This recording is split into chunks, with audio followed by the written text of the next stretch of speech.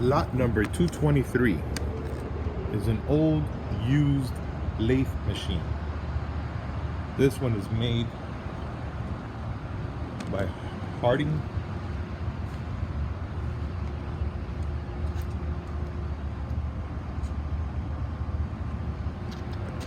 This one's been sitting out here for just about a year now.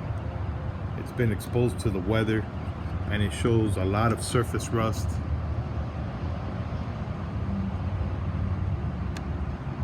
It's got a lot of rust.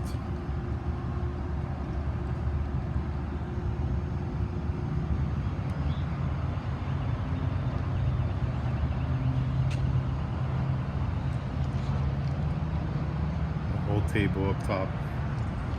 I mean, this is a heavy duty table and it's still standing strong,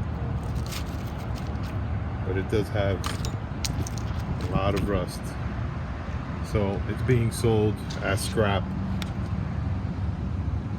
It may be complete, and it may have been working when it was put outside here.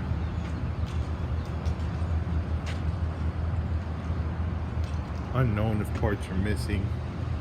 It's being sold as is. What you see here is what you get.